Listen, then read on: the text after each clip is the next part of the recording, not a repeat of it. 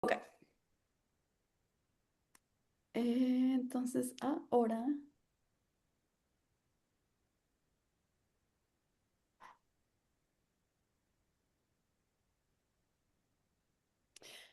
Buenas tardes, buenos días. Depende de dónde nos acompañen. Nada más quiero, antes de comenzar, porque veo aquí en la plataforma me marca que hay 20 participantes, van conectándose más. Nada más quiero ver, si nos ven, me escuchan bien.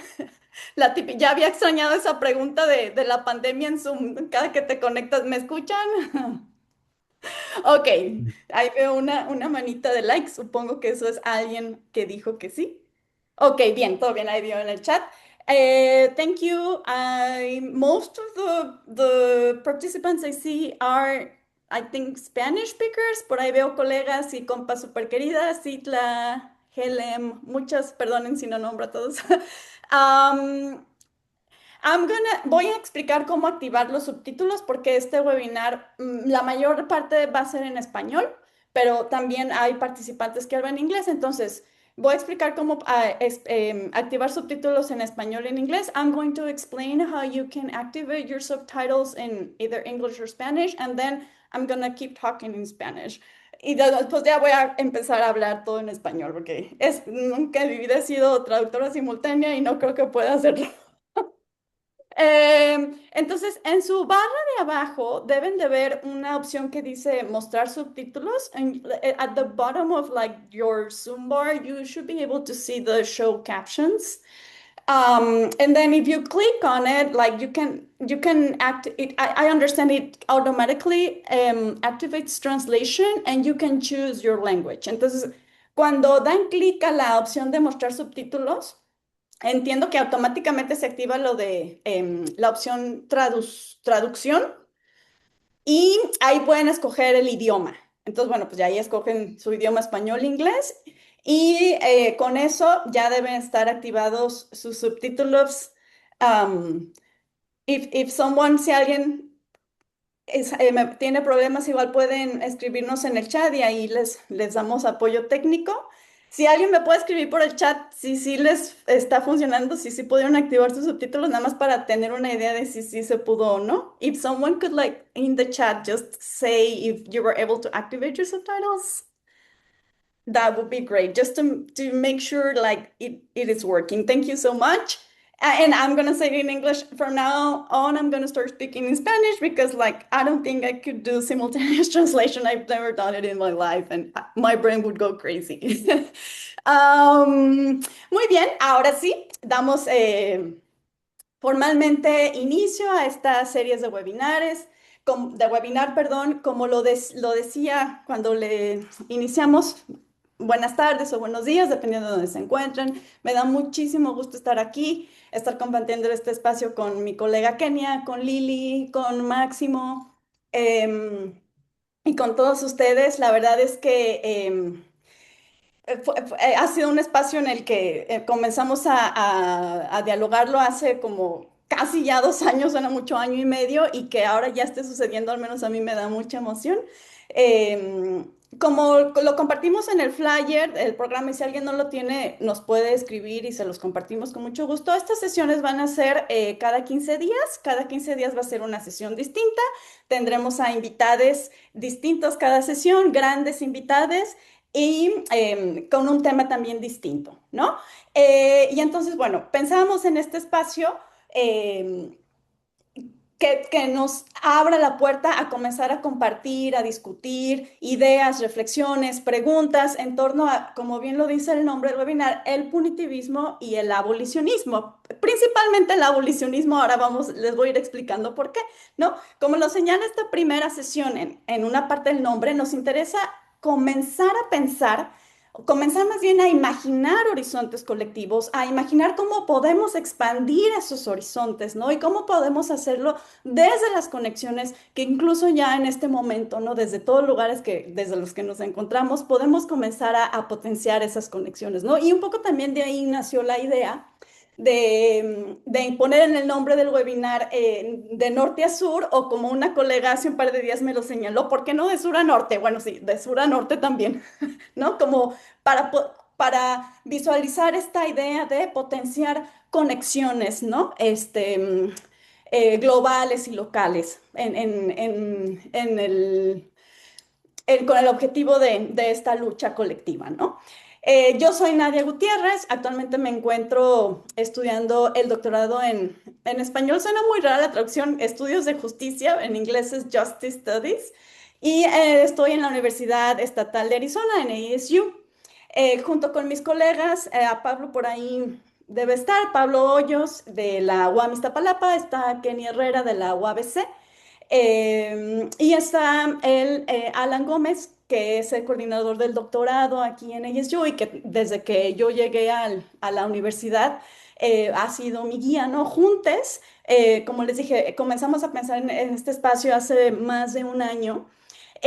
Y me gustó mucho hace un par de días que nos reunimos, me gustó mucho cómo Alan hablaba del abolicionismo como un sueño. Me gustó porque me resonó mucho en cómo veo ahora este espacio, ¿no? Como un sueño que inició, ¿no? Hace semanas, meses, y que ahora ya se está materializando y que compartimos les cuatro, los organizadores, ¿no?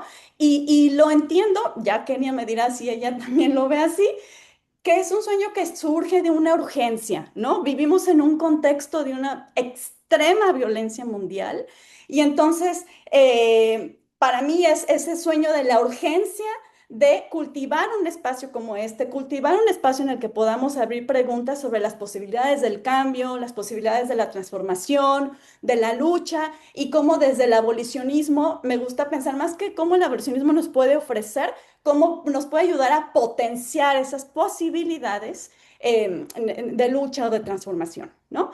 Entonces, les comparto un poco algunas partes que fueron, digamos, parte de la presentación de la propuesta del webinar, que el propósito es explorar las distintas perspectivas del abolicionismo para construir reflexiones y análisis sobre cómo cultivar, y este es un concepto de una colega argentina, quizá la conozcan Máximo y Lili, que se llama Cintia Bustelo, y me gusta mucho este concepto, cómo cultivar territorios en él, contra él y a pesar del encierro.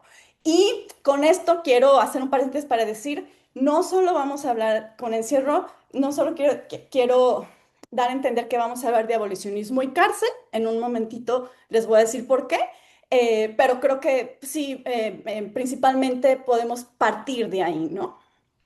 En esta primera sesión pensábamos en iniciar con la problematización de la idea del punitivismo. Nos parecía necesario esto, ¿no? Como comenzar a problematizar desde dónde estamos hablando de punitivismo, cómo entendemos el punitivismo, ¿no? Cómo entendemos las sociedades que castigan, cómo entendemos las sociedades carcelarias, cómo entendemos las sociedades en donde el sistema punitivo, y esto lo tomo de Pablo Hoyos, que hace un par de años en un texto suyo lo leí, un sistema punitivo que está desbocado, ¿no? Un estado punitivo que está desbocado, ¿no? Y de sociedades en las que las vidas que se encierran también nos reflejan el funcionamiento de un capitalismo que yo, como en un invento, le he llamado capitalismo cárcelo-racial, porque eso me ayuda a visualizar la intersección entre el capitalismo racial y el capitalismo carcelario. em, que, como diría Ruth Wilson Wilmore, mantienen y reproducen un orden racial de muerte prematura, ¿no? Y entonces, bueno, en esta primera sesión buscamos problematizar las bases del punitivismo desde una perspectiva sociohistórica, así como las lógicas coloniales y capitalistas a través de las cuales la precarización, la otredad, el miedo y el castigo operan como instrumentos de gestión de las sociedades de control. Y en este sentido abrimos la reflexión para analizar las formas en que el punitivismo desborda los muros del encierro involuntario y se infiltra en instituciones y relaciones que tejen la sociedad capitalista carcero-racial. Y aquí es donde les comento un poquito más, ¿no? No quisimos únicamente centrarnos en la idea de cárcel o en la idea de prisión, ¿no? Sino hablar de punitivismo para comenzar a pensar no solo en la idea del encierro, sino en la idea del castigo como una forma de ordenamiento de nuestras vidas en todos sus ámbitos, ¿no? En nuestras relaciones, en nuestra singularidad o individualidad, en nuestra afectividad, etcétera. Entonces, bueno, una de las preguntas generales que guía esta primera sesión es ¿por qué vivimos en un orden social en el que el castigo no desaparece? Les voy a explicar un poquito cómo es la dinámica y ahorita presento a Máximo y a Lili. En la dinámica vamos a tener tres, digamos, rondas, tres partes. Cada ronda va a constar de 30 minutos. Yo voy a compartir unas preguntas detonantes o potenciadoras de la reflexión para escuchar a Lili y a Máximo. Y cada uno va a tener 15 minutos para compartirnos sus ideas y sus reflexiones. Después pasamos a la siguiente ronda, comparto estas preguntas y así a la tercera ronda. Y al final tendremos el tiempo para preguntas. Entonces, sí les pediría que cuando vayan escuchando y vayan surgiendo ideas o preguntas, las vayan anotando para que nos las puedan compartir al final. Las pueden ir poniendo en el chat o al final pueden abrir micrófono. Vamos a tener esa opción también. Entonces, bueno, presento a Lili y a Máximo y luego ya les dejo el micrófono a ellos. Lili Cabrera es escritora e integrante del colectivo Yo No Fui. Es activista transfeminista y activista por el abolicionismo de las cárceles. Ha publicado 4 libros de poemas: Obligado Tic Tac, Báncame y Punto, Tu nombre escrito en tinta china y De espaldas al sol. Incursiona en la fotografía, la realización audiovisual y la inteligencia artificial. Y tenemos a Máximo. El doctor Máximo Sosa es profesor de Sociología y Criminología y director del programa Crimen y Sociedad de la Universidad Nacional del Litoral en Santa Fe, Argentina. Es coautor de Southern Criminology y coeditor de The Palgrave Handbook of Criminology and the Global South y The Political Economy of Punishment Today.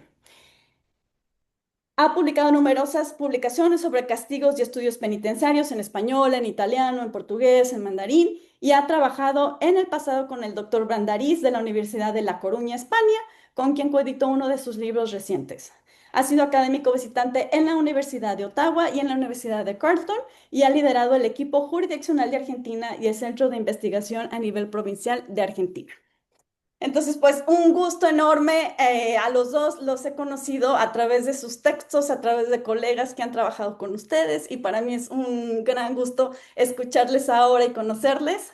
Entonces, paso a leer la pregunta para la primera ronda y les cedo completamente el micrófono. Entonces, bueno, la primera pregunta surge a partir de una cita que, si mal no recuerdo, leí en un texto de Toscano, de Alberto Toscano. Y esta cita dice... La justicia penal no castiga simplemente porque la población quiera castigo.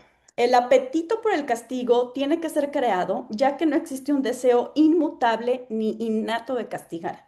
El castigo es solo una forma posible de acción política para promover la seguridad social y no necesariamente la más eficiente. Entonces, a partir de esta cita, cuando la leí el semestre pasado, de hecho, me surge la pregunta. ¿Cómo se aprende el castigo? ¿No? O sea, si no es innato, yo estoy también totalmente convencida. Aquí no estamos hablando de un castigo como una cuestión innata en el ser humano, ¿no? Entonces, si el castigo no es innato, ¿cómo se aprende? O el deseo, más bien. Ahora he estado como dándome cuenta la importancia que tiene la afectividad en el punitivismo, ¿no? Entonces, o el deseo por cómo aprendemos a desear el castigo, ¿no? Em, ¿Cómo aprendemos a desear esta solidaridad hostil que el castigo crea si no existe, digamos, un deseo inmutable o innato por este, ¿no? Entonces, como para empezar a problematizar, digamos, como desde una de las raíces, ¿no? De esta idea del castigo, el deseo del castigo. Y bueno, Lili, te escuchamos. Cada uno 15 minutitos, cuando queden tres, les voy a decir que ya queda poco tiempo. Bueno, muchas gracias, Nadia. Decir también que agradezco mucho no solamente la presentación, sino la invitación al colectivo Yo No Fui. Siento una gran responsabilidad porque no es solamente traer acá experiencias o cosas que vengo pensando, sino también traer lo que venimos pensando colectivamente y espero tener todas las luces para poder reflejarlo de la manera en que lo pensamos. Bueno, la verdad es que al escucharte la pregunta me llamaron la atención varias cosas. Desde Yo no fui, por supuesto, no tenemos una mirada biologicista de la situación del castigo y estas ganas de castigar, este deseo de castigo. Así que es una herencia cultural para, para nosotros. Lo venimos pensando no solamente desde lo que sucede con quienes hemos pasado por la privación de libertad. Tengo que decir que yo a veces demoro decir que pasé por la privación de libertad, y en esto quiero ser totalmente honesta, porque muchas veces he sentido que lo he dicho y que se me aplaudía por la experiencia y no por lo que estaba diciendo. Entonces, suelo demorar esa parte, pero en este momento me parece que tiene sentido poder circunscribirlo, no solamente a mi experiencia de la cárcel, sino a la experiencia de compañeros que han pasado por la privación de libertad y de repente han aportado a esto. Hay una pregunta que nos hacemos desde Yo no fui, que vuelvo a reiterar, no tiene que ver con lo biologicista, sino con el punitivismo interiorizado, que es cuánto de punitivismo tenemos en sangre, ¿no? Y cuando decimos en sangre, no nos referimos a en el cuerpo. Sí, estamos convencidos de que el castigo es una herencia cultural y es algo que hemos aprendido y que hemos asimilado también desde los distintos imaginarios que se nos ha ofrecido, desde las novelas, las historias, desde las películas, ¿no? Siempre donde vemos una película de acción hay un castigador y un castigado, desde la sitcom, desde donde sea, hasta de los editoriales de los diarios, ¿no?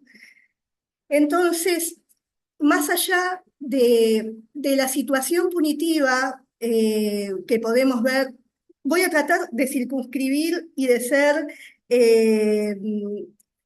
de poder explicar, porque si hay algo que a veces pasa con nuestras conversaciones es que muchas veces damos las cosas por sentado, y acá más allá de que sabemos que quizás hay personas que están en otros países y que no conocen la realidad argentina tan pormenorizada.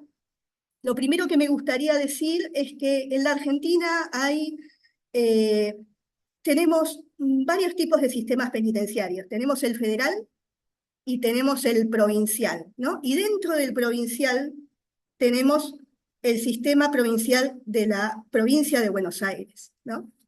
Yo estuve privada de libertad en el sistema federal. Y de repente, al empezar a intercambiar con compañeros que pasaron por la privación de libertad en las provincias, tanto en Buenos Aires como en el resto de las provincias argentinas, había cierta gobernabilidad de la cárcel que se daba de distinta manera, ¿no? Y esto tiene que ver también en cómo las personas privadas de libertad fuimos interiorizando el castigo, porque el castigo no es solamente del poder judicial a las personas privadas de libertad o del servicio penitenciario a las personas privadas de libertad, también dentro de los imaginarios de las propias personas privadas de libertad hay un castigo interiorizado, ¿no? Donde de repente eh, las carátulas procesales, el propio nombre de la causa también va formando ciertas castas dentro de nuestra cotidianidad delictiva, ¿no? Y esto lo digo habiendo estado detenida por un delito contra la propiedad.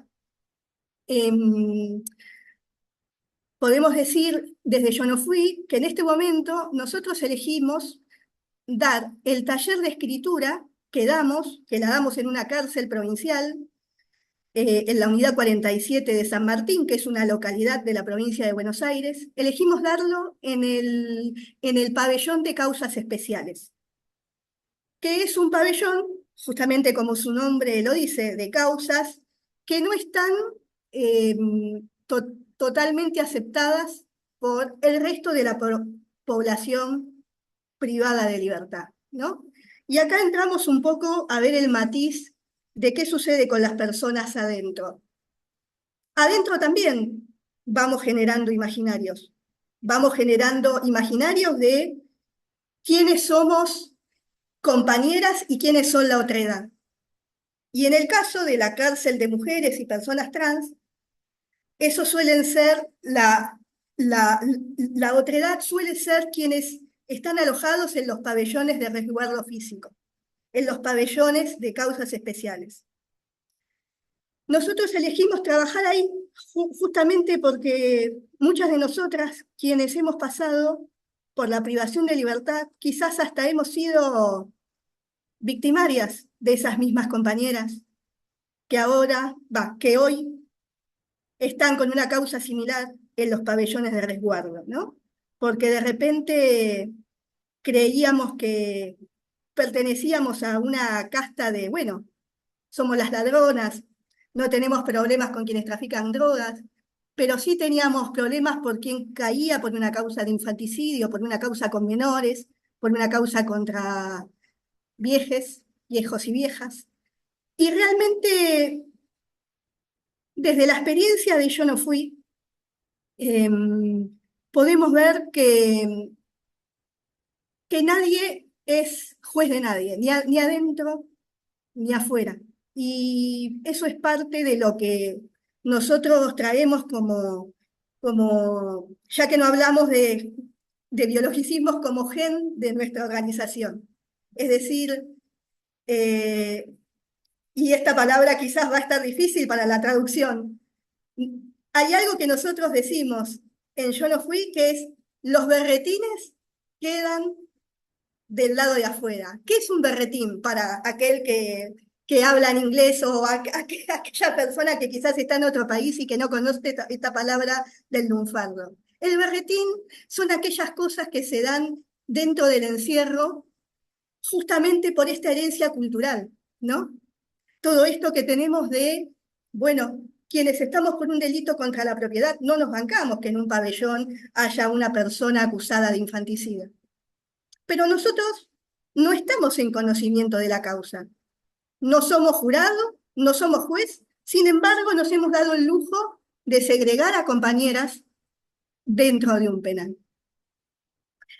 Vengo por quizás lo más chiquito para ahora ampliar.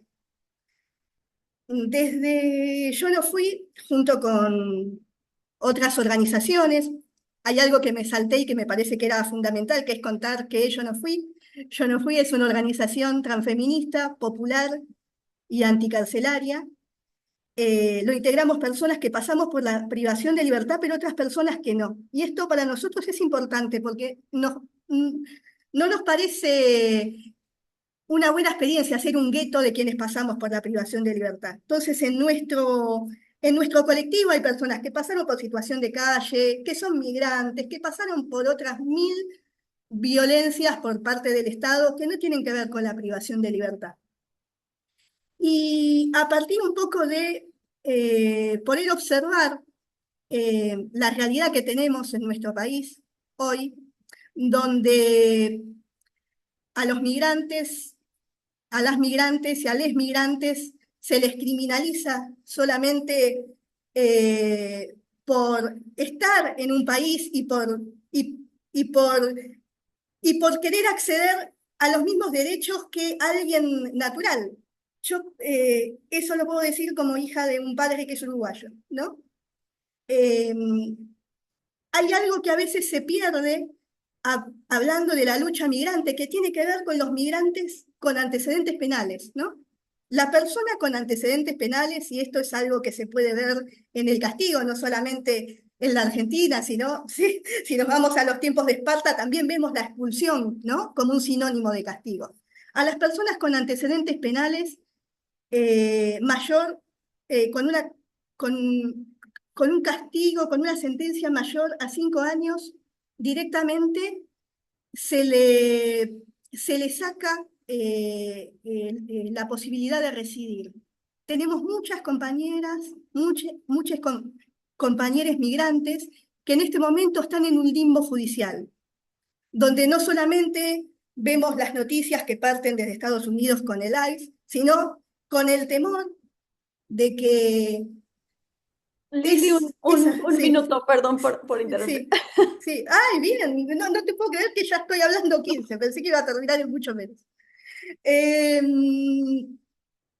Podemos ver en esta realidad cómo eh, el neoliberalismo no solamente importa las políticas antiinmigratorias, sino los fascismos, ¿no? Los fascismos que tenemos incorporados. Y esto lo quiero decir en relación a que este sábado 7 de febrero, aquí en la Argentina, va a haber una marcha muy grande, antifascista. La segunda marcha, ¿no? Después de los dichos de Milei en Davos el año pasado, donde dijo que las personas LGTBIQ+ eran todas pedófilas. Eh, Nosotros como parte de ese movimiento nos planteamos mucho, ¿no? Cómo trabajar esa, esa idea, ¿no? Para contrarrestar. Eh, Desde Yo No Fui somos parte de la columna Mostri que marcha en este 7 de febrero. Y algo que tenemos claro es que no hay criminalización que tape los lazos de poder que se generan y los fascismos que se generan más allá del caso Epstein, más allá de Trump, más allá de todas las cosas que se dan y que uno mira como si estuviera mirando la televisión. No hay criminalización, no hay punitivismo que valga contra el poder que se ejerce desde la verticalidad. Esto en el afuera, dicho desde la policía, dentro de la cárcel y también desde los gobiernos en toda América, ¿no? Del norte a sur, como se llama este webinar. Y bueno, cedo la palabra porque si no me voy a extender más de lo que debería. Gracias. Gracias, Lili. Máximo, te escuchamos. No, primero y antes que nada, mil gracias por la invitación, Nadia, y al resto de los colegas que organizaron el webinar y en general la serie de estas sesiones. Es un gusto estar acá, es un gusto compartir además la sesión con Liliana. No nos conocíamos personalmente, pero por supuesto conocía la experiencia de Yo No Fui y su trabajo militante desde hace mucho tiempo, así que genial. Bueno, mi reacción con respecto al punto que Nadia planteó está construida sobre la base de mi propia experiencia, un poco como Liliana lo ha hecho, que en este caso está vinculada a la investigación social sobre el castigo, que es un poco a lo que me dedico desde hace bastante tiempo. Entonces, me interesaba reflexionar un poco sobre el eje este de la demanda punitiva, ¿no? De la demanda que los ciudadanos tienen de castigo, lo que muchas veces en lengua inglesa se utiliza la expresión punitiveness, que nosotros tradujimos al español como punitividad, para referirse a la punitividad del público, ¿no? Creo que es crucial, y con un poco la cita que Nadia reproducía, es pensar en los mecanismos de la construcción social y política de esa demanda punitiva, de esa punitividad del público. Y quería recordar algunas herramientas que a lo largo del pensamiento crítico sobre la cuestión penal podemos rescatar a la hora de reflexionar sobre cómo pensar esa construcción social y política, una vez que por supuesto asumimos que no hay algo así como un componente biológico en esa demanda punitiva, en la punitividad de los ciudadanos. Y una de las primeras cosas que se me ocurrió, un poco revisando mi biblioteca mental, es recordar un libro extraordinario para mí cuando lo leí. Es realmente un libro muy, muy interesante que se publicó en 1972, es el libro de Stanley Cohen, uno de los fundadores del pensamiento crítico sobre la cuestión penal en el Reino Unido, Mods and Rockers, Folk Devils and Moral Panics, un libro que se tradujo al español en 2011, o sea que quienes hablamos en español lo pudimos leer directamente ya hace como más de una década, en el que se construye por primera vez la noción de pánico moral, ¿no?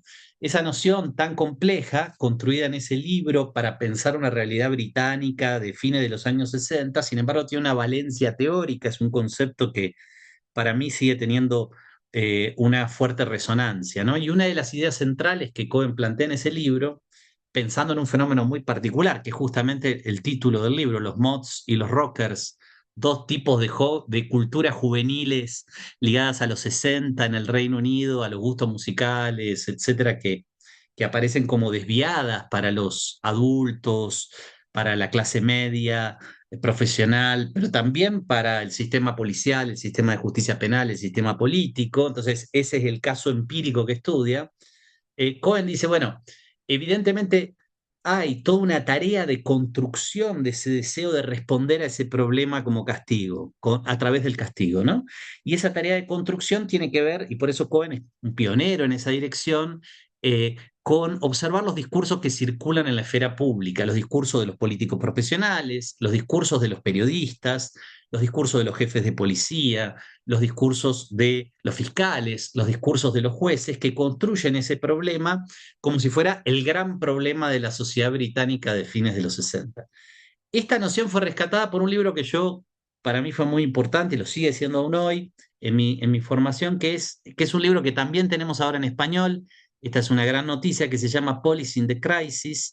Es un libro que se publica en 1978, también en el Reino Unido. Se ha traducido muy recientemente en español. Era una gran asignatura pendiente para poder leerlo en español directamente bajo el título Gobernar la Crisis. Lo publicó Traficantes de Sueños, bastante fácil hoy de acceder a él. Es una gran iniciativa que tuvieron los colegas de Traficantes de Sueños, en donde la teoría del pánico moral se encuentra con las elaboraciones en torno a la noción de hegemonía de Antonio Gramsci, especialmente una noción muy elaborada y rediscutida en el pensamiento del autor líder en este libro, que es Stuart Hall. ¿Y por qué me parece esta segunda estación muy importante? Porque aquí la teoría del pánico moral incorpora el deseo punitivo, algo que decía Nadia en algún momento, ¿no? El deseo de castigar explícitamente en Policy in the Crisis o Gobernar la Crisis, para usar el título en español.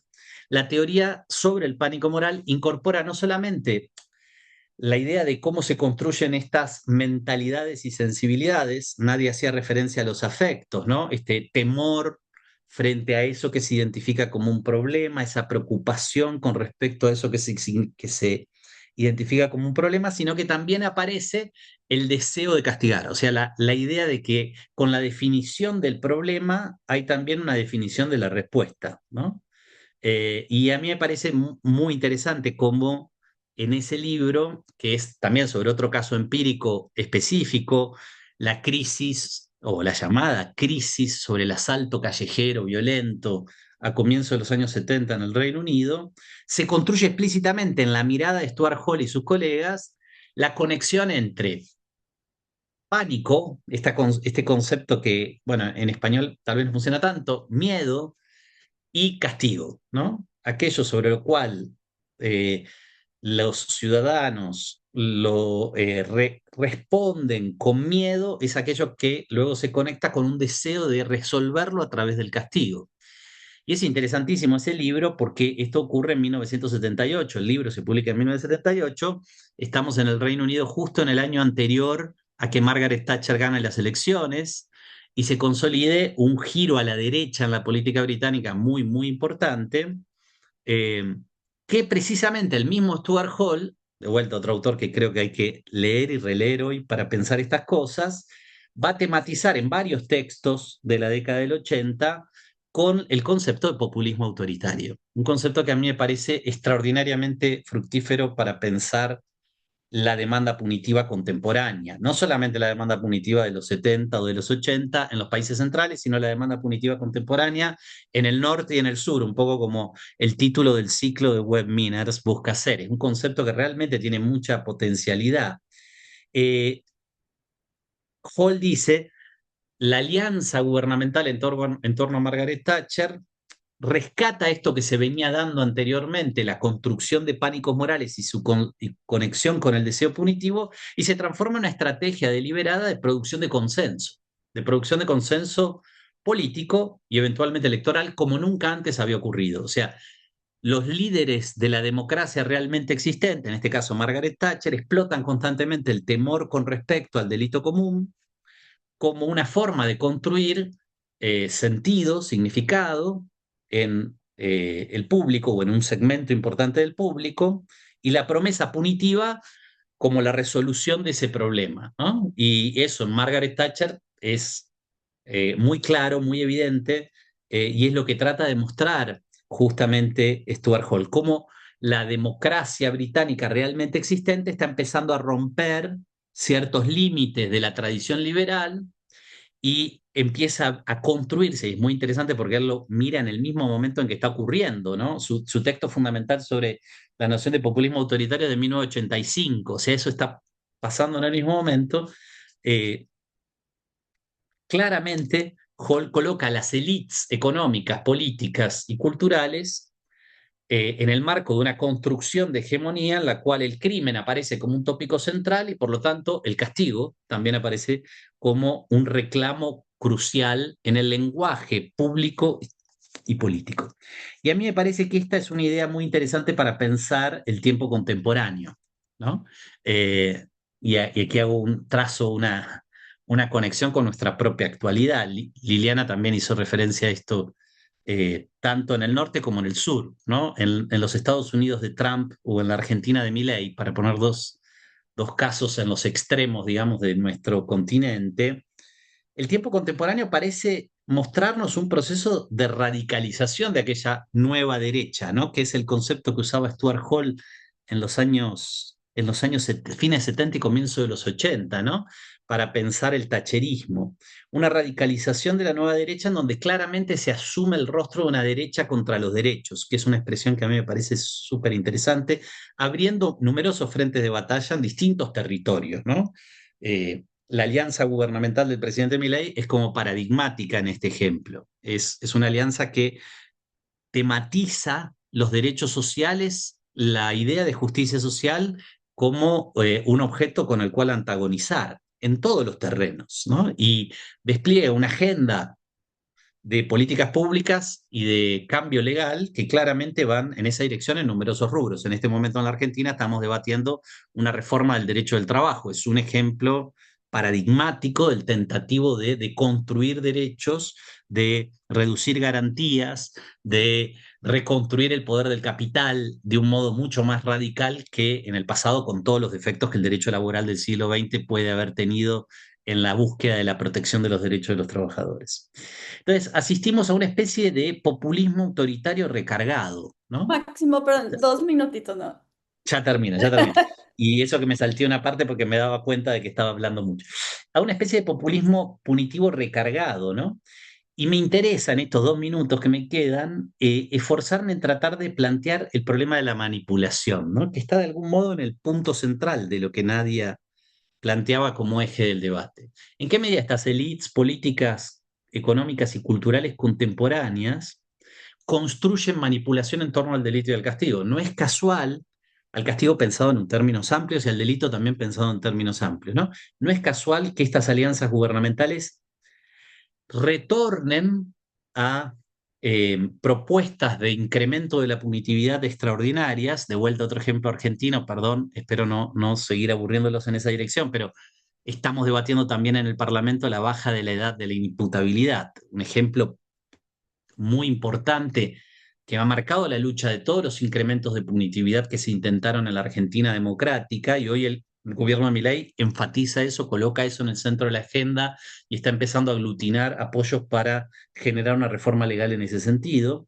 Entonces, ¿en qué medida la manipulación, esa que está en el origen del concepto de populismo autoritario de Hall, pero también lo estaba en la noción de pánico moral, no está entrando ahora en un terreno de expansión extraordinaria? Hay una idea, y cierro con esto, lo juro. Hall dice, bueno, la manipulación del público por parte de estos líderes populistas y autoritarios tiene límites, tiene que resonar el mensaje que construyen con alguna experiencia real.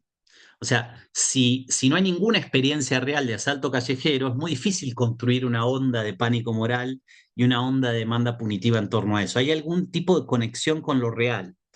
Yo me pregunto en qué medida en estas experiencias de populismo autoritario recargado la conexión con lo real en los ejercicios de manipulación empieza a no ser tan importante, ¿no? En el marco de la virtualización de la vida social. Paro aquí. Espero no haberme excedido mucho. Gracias.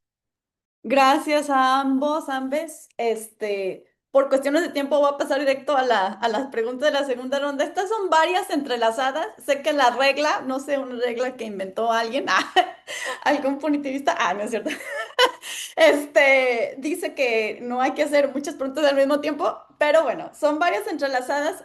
Pueden concentrarse en una, pueden como hacer una respuesta alrededor de todas juntas, como nazca su reflexión. Si el castigo no es natural, ya hablamos de esto, ¿no? Inevitable ni efectivo, ¿por qué persiste? ¿No? Que era, digamos, una a lo largo de un poco Lili hablaba de esa verticalidad que ha trascendido, ¿no? En los distintos tipos de sociedades. ¿Por qué persiste el castigo? ¿Cómo convergen el racismo, el colonialismo y el capitalismo en la producción del castigo? Y la última pregunta es, ¿qué intereses sociales, económicos, raciales y afectivos mantienen el castigo en su lugar? Lili, te escuchamos. Bueno, 3 preguntas en una y todas muy interesantes.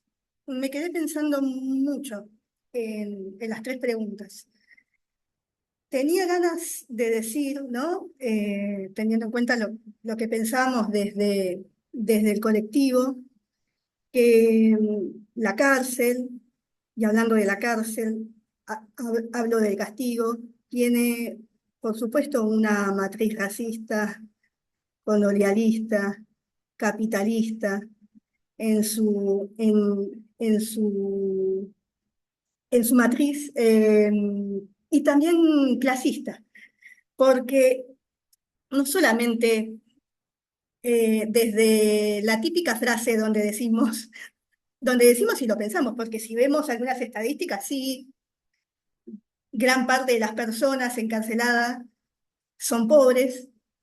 En la Argentina tenemos una, no sé si llamarlo como una dificultad extra, sino algo más desde donde poder ver que tenemos también no solamente el punitivismo en sangre, no hablando desde lo biologicista, sino también el fascismo en sangre, desde nuestras propias experiencias, ¿no?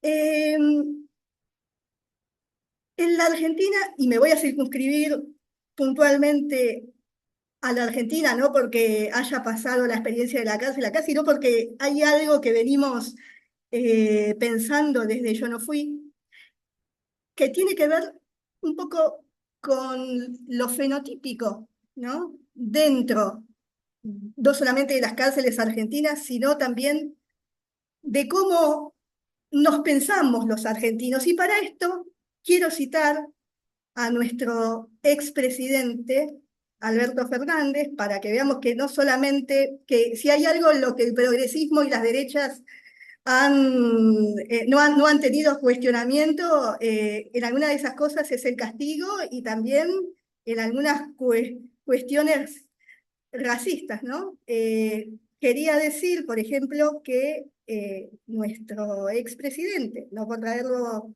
a colación, pero sí, tuvo una frase en el año 2021 que fue: los brasileros salen de la selva, los mexicanos vienen de los indios, pero nosotros, los argentinos, llegamos de los barcos. Alberto, en esta frase, más allá de que se confundió una frase de una canción de Lito Nevia con una frase de Octavio Paz, eh, quiso expresar mucho de lo que terminan interiorizando los argentinos sobre su propia existencia, ¿no? Y si vamos un poco a lo que pensamos, quienes hemos pasado por la privación de libertad y quienes hemos estado incluso hablando con compañeras, muchas de nosotras, mi piel es marrón y yo quizás no me reconocía como marrona. Eh, no había como una mirada marrón de aquellos que pasamos por la cárcel. De hecho, había como una mirada de desmarcamiento, ¿no? La Argentina es una sociedad muy blanqueada desde sus ganas de pertenecer a las Europas. Entonces, hay algo de lo que tiene que ver con el racismo de las cárceles que quizás no aparece tan a simple vista en las estadísticas como puede pasar con Estados Unidos o con Brasil, porque a la visual ves mayoría de personas negras. Y acá las personas marronas ni siquiera muchas veces se consideran marronas, ¿no? Entonces, también hay ahí una mirada que acarreamos desde nuestro interior punitivista, ¿no? Y, y si hay algo que un poco pensamos desde Yo No Fui, y un poco creo que también por eso yo me quedé en esta organización y no es para sacarle mano a ninguna otra, es también la posibilidad que tenemos de repensar nuestras existencias desde la reflexión de, de cómo han sido nuestras experiencias hacia los otros y poder ponerla en acción desde otro lugar, ¿no? Y con esto quiero reponer, por ejemplo, un poco lo que traía con dar el taller en el pabellón de causas especiales. Decidimos dar el taller ahí, es una decisión del colectivo. No es porque no nos dejaron entrar a otro lado. Decidimos ir ahí porque es ahí donde nadie se quiere meter. En el pabellón de causas especiales donde nadie quiere dar taller. Eh, como hice antes, desde los más chiquitos, desde los más situados de la cárcel, me voy un poco hacia lo que pasa en el afuera. Nuestros cuerpos son mercancía, nuestras potencias son mercancía, lo son afuera, afuera en los barrios nuestras existencias son mercancía, ¿no? Es mercancía para el negocio de la cárcel, es mercancía para la policía, es mercancía para el político de turno.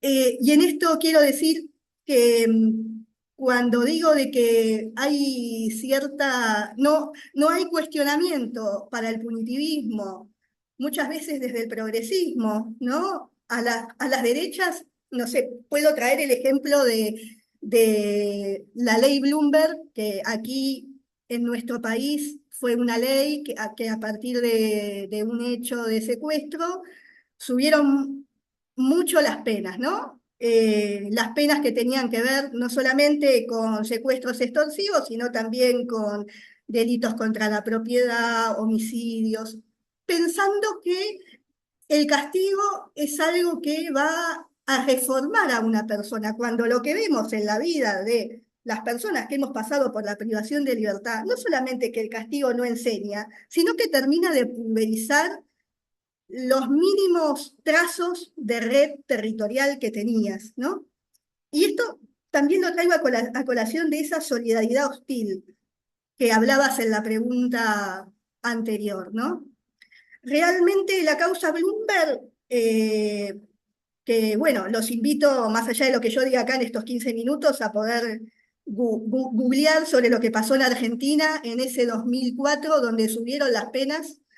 También hubo una solidaridad hostil teniendo el castigo como bandera, ¿no?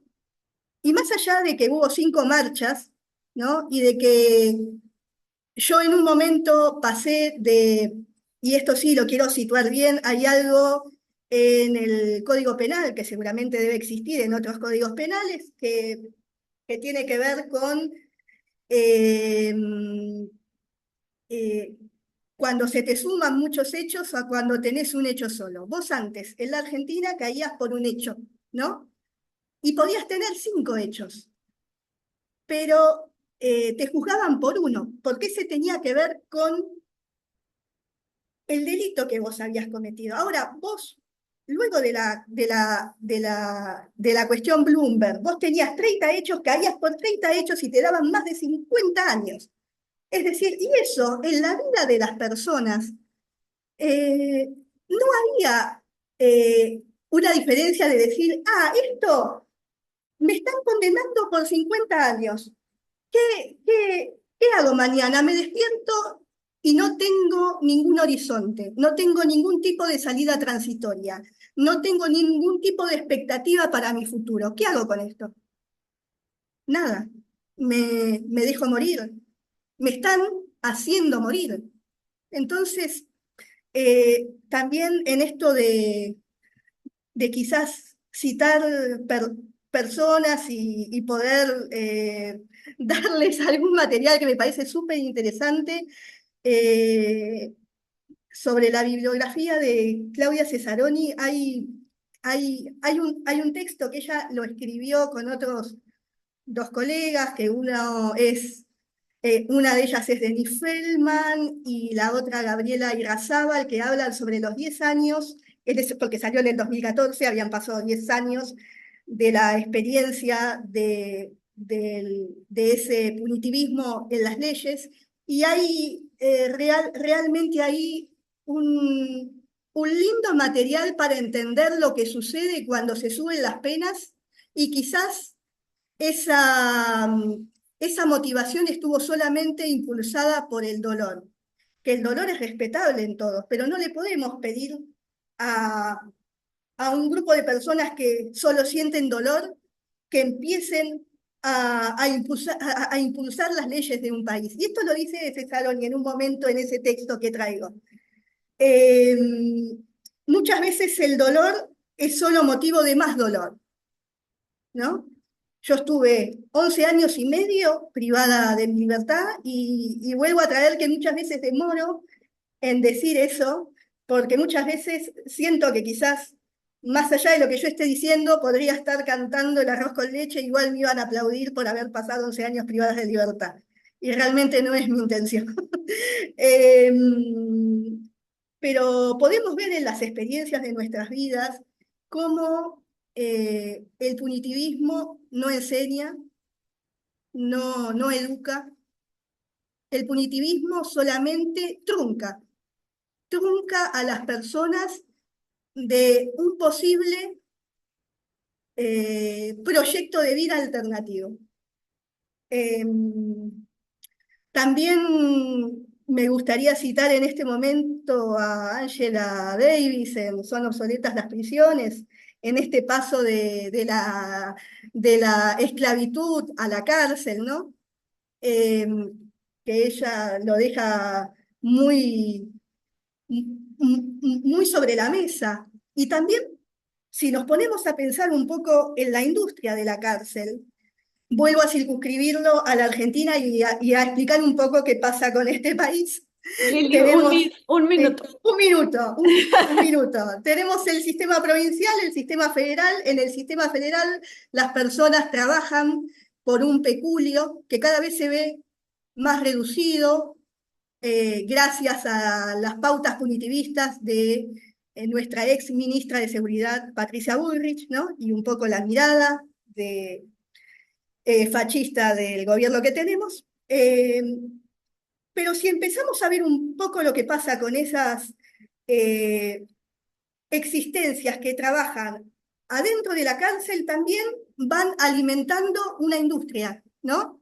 La industria de los talleres donde la persona presa gana 2 pesos y eso se vende a 300.000, ¿no? Todas las mercancías que también surgen en el interior de la cárcel, ¿no? Más allá de todos los mercados que puedan haber, ¿no? Los informales y los formales. Pero de todo esto, del colonialismo, del racismo, del clasismo, está hecha la cárcel. De todo esto permanece también cuando vos salís en libertad, porque tenés 10 años con antecedentes penales, al menos en mi país. Y eso también es una sentencia que luego también arrasa tu vida. Eh, y eso muchas veces no se tiene tan en cuenta desde los juzgados y también desde los jurados, ¿no? Porque desde Yo no fui a veces pensamos, y con esto termino, eh, lo que sucede a veces con las distintas denominaciones de justicias. Nosotros no hablamos de justicia, hablamos de justicias.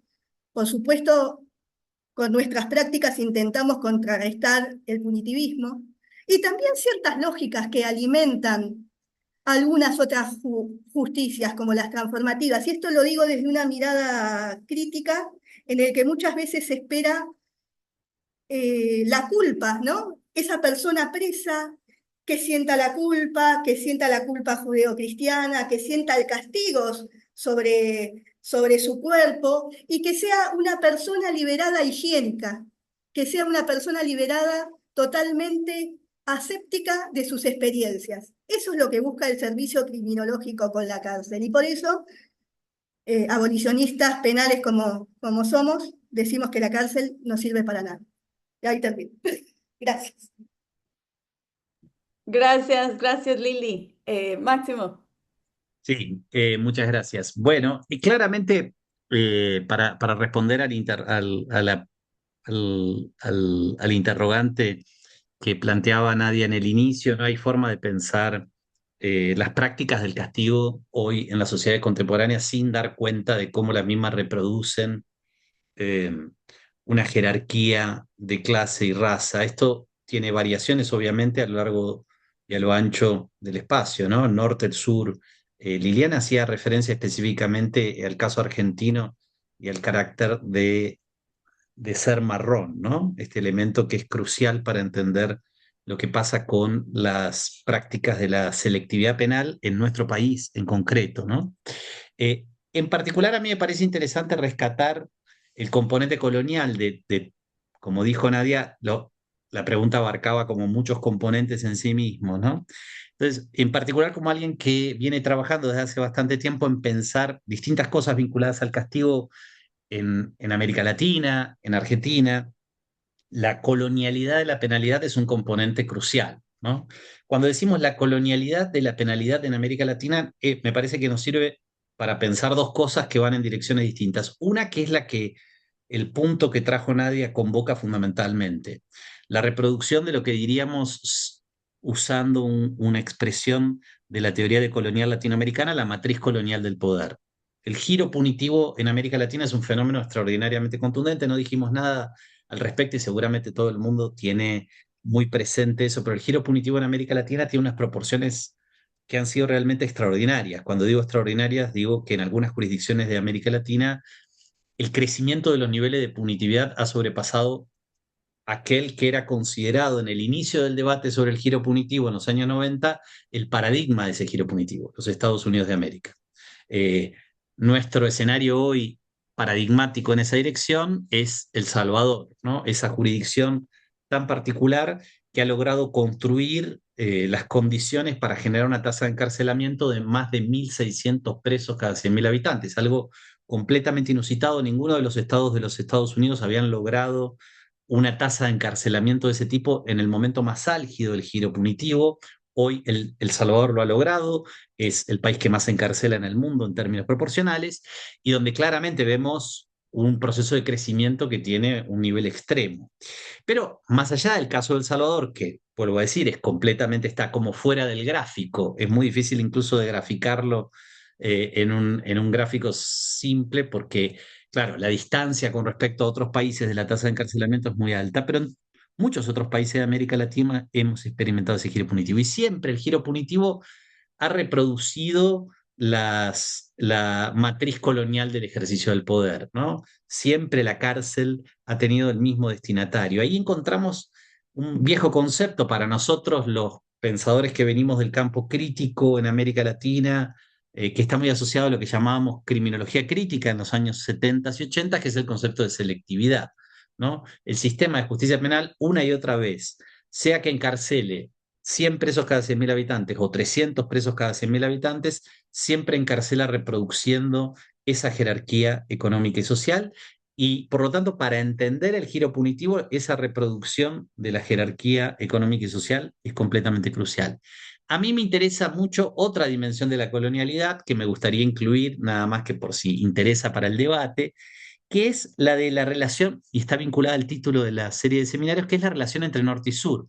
La colonialidad tiene otra dimensión cuando pensamos en el campo penal, que son los procesos de exportación, importación de instituciones y prácticas, ¿no? El hecho de que nosotros estemos hablando sobre el escenario argentino en torno al encarcelamiento o a la prisión como institución de castigo legal, tiene por detrás todo un proceso de importación, de maneras de pensar y maneras de actuar que han posibilitado que el encarcelamiento se transforme en la pena por excelencia de los sistemas penales en Argentina y en general en América Latina. Esos procesos reproducen una matriz colonial de relaciones entre lugares del mundo, ¿no? Entre, para decirlo en términos muy básicos, el norte y el sur, la metrópolis y la colonia. En cada una de nuestras dinámicas vinculadas al giro punitivo en América Latina tenemos insertos elementos de importación, de cambios en las prácticas penales que han contribuido a gestionar este boom del encarcelamiento a nivel regional. Un ejemplo paradigmático para mí, sobre el cual yo he trabajado mucho y solo lo menciono y podemos después, si les interesa, volver sobre eso, es la importación del plea bargaining, ¿no? De lo que en América Latina se suele llamar procedimiento abreviado, algo que claramente conecta a Estados Unidos con América Latina, ¿no? A partir de los años 1980, en toda América Latina, antes incluso de que empezara este crecimiento del encarcelamiento tan marcado, que es un fenómeno más de los 90 que de los 80, encontramos las reformas de la justicia penal hacia un modelo acusatorio o adversarial que han incluido el procedimiento abreviado, que es hoy la práctica con la cual se condena a las personas en líneas generales en la región, imitando de algún modo el modelo americano.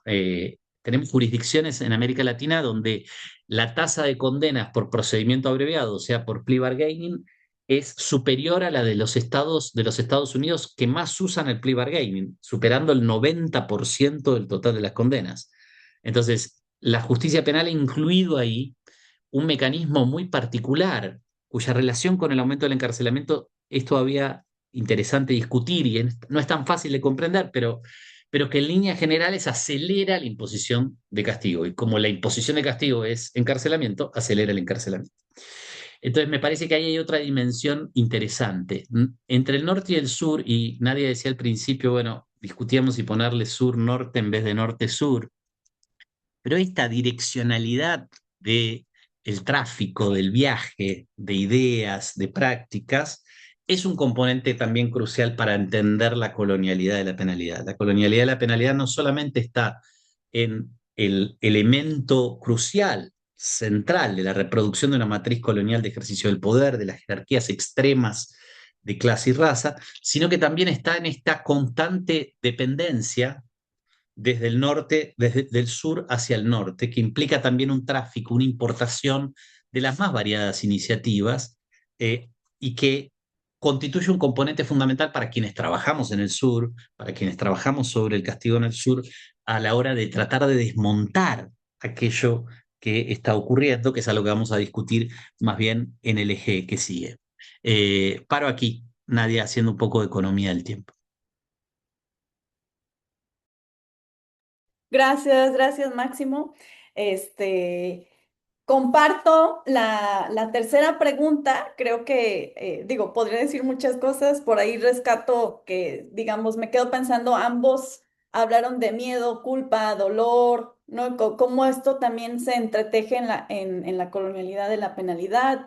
Pero para seguir con la economía del tiempo y poder llegar, creo que también a la parte enriquecedora, que es escuchar preguntas de quienes están escuchándolos. Paso a la última ronda. Igual, también es un conjunto de preguntas, pueden concentrarse en una, pueden, digo, ir hacia a donde quieran. ¿Qué significa imaginar la seguridad sin castigo? Un poco, el lunes tuve una clase con, con, con Alan y hablábamos de cómo he aprendido, ¿no? Porque también el abolicionismo ha sido un aprendizaje, ahora he estado muy metido en eso, como a partir de el último año y medio, y he aprendido un poco a reclamar la idea de seguridad, ¿no? Ciertamente la idea de la seguridad, siento, ha sido devorada por las políticas neoliberales securitarias, pero también veo como esa urgencia de reclamarla desde los abolicionismos, para hablar en plural como lo propone Lili, ¿no?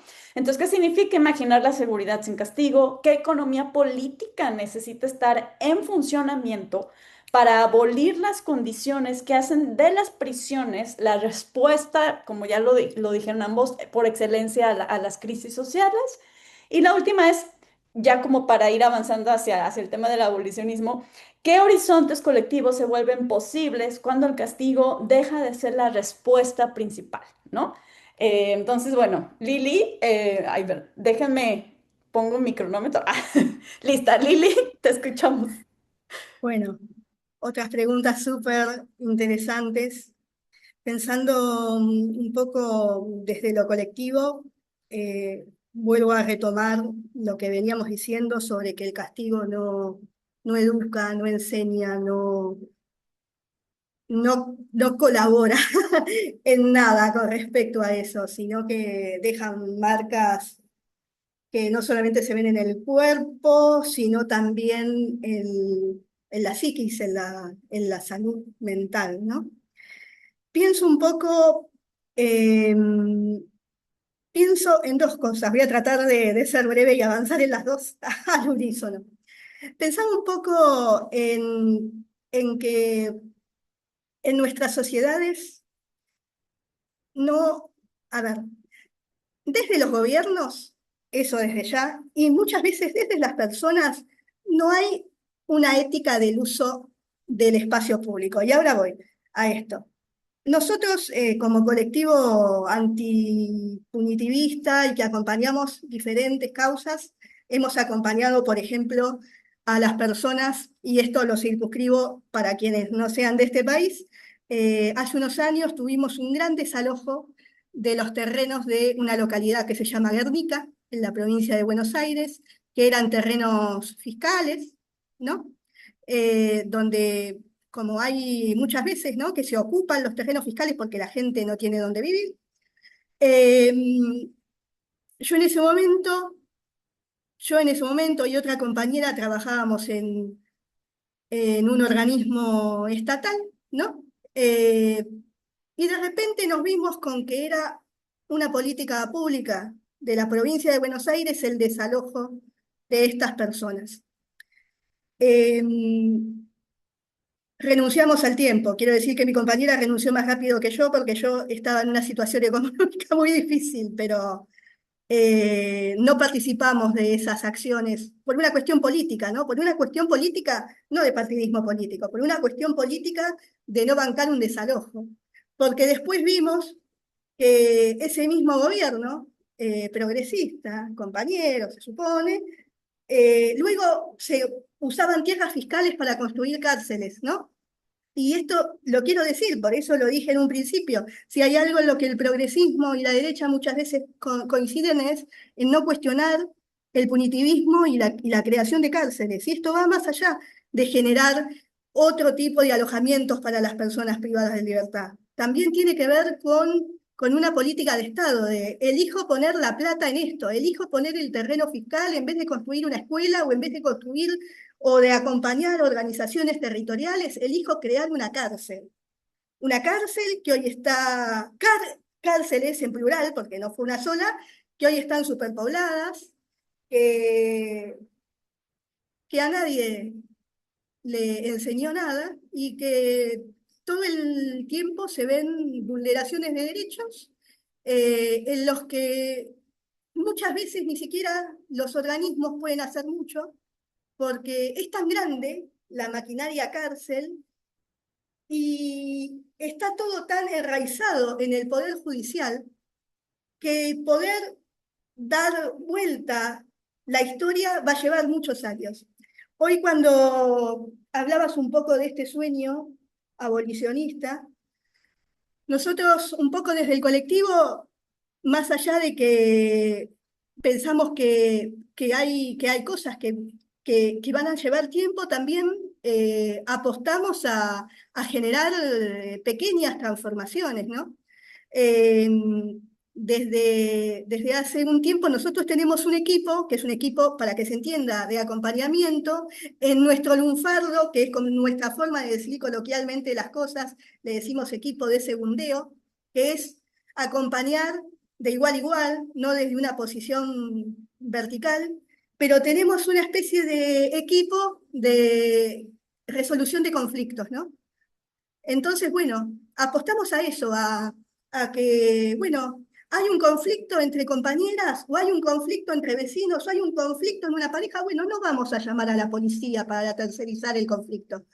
Vamos a poner a disposición un equipo de compañeras y compañeros que no necesariamente tienen que tener determinada disciplina, sino con distintas experiencias, ponernos a disposición del conflicto situado. Y bueno, y eso es nuestro aporte hoy, nuestro aporte territorial, nuestro aporte situado, ¿no? Em, tengo tantas cosas que estoy pensando que no me quiero ir sin decir algunas. Por eso un poco nos parece importante que toda una sociedad se implique, ¿no? En esto de cómo resolvemos los conflictos y en qué, y de qué manera podemos llegar a pensar colectivamente en esto que no solamente es una idea romántica para nosotros de que las cárceles no existan, sino poder generar movimientos que lleven a resoluciones cotidianas en el que no se necesite la tercerización. Eh, por último, no quería dejar de decir que, bueno, que aquella reforma del 2004, la que nombraba anteriormente, que tuvo que ver con el caso Bloomberg, luego tuvo su paralelidad en la ejecución de la pena con la ley Petri. La ley Petri es una ley que modificó la ley de ejecución penal nacional, que es la ley 24.660, que es nuestra ley de ejecución penal, donde allí está las formas en que una persona privada de libertad va a convivir con otros, las instancias de progresividad, ¿no? Y cómo también cada provincia va adaptando, según la realidad, a leyes provinciales. Bueno, en el 2017 hubo este cambio y de repente eh, empezaron a endurecerse más las cuestiones de progresividad. Y una vez más volvemos a esto que lo dijo Claudia Cesaroni varias veces y que lo dicen muchos compañeros porque realmente acordamos con ella. ¿Qué tipo de proyecto podés ofrecerle a una persona que está 50 años privada que tiene por delante 50 años, que tiene por delante tantos años por la sumatoria de condena, por la perpetua? Sin más, aquí en la Argentina tenemos el caso de Robledo Puch, que ningún juez de ejecución penal se anima a firmar su libertad. Está privado de libertad desde muy joven, nadie se anima, tampoco el Estado puso un dispositivo para acompañar a esta persona. Entonces, si nos ponemos a pensar, ¿qué es la cárcel? ¿Un depósito de cuerpos? ¿Qué es la cárcel? ¿Un lugar donde se condena a alguien y lo dejan ahí tirado? Si nos ponemos a pensar en las causas especiales, que son las más difíciles, ¿no? A la hora de poder empatizar incluso con otros compañeros, ¿no? Porque no todos tienen la misma mirada que quizás tenemos nosotros como organización. Pero si nos ponemos a pensar un poco desde los zapatos del otro, ¿no? Yo tengo cierta facilidad para ponerme los zapatos del otro, y más allá de porque estuve 11 años en Cala, porque tengo compañeras que han sido acusadas de muchas cosas. Algunas fueron, otras no. Pero yo no soy juez ni jurado, pero sí estoy en este colectivo para acompañar las trayectorias diversas que nos componen. Y todos somos parte de la sociedad.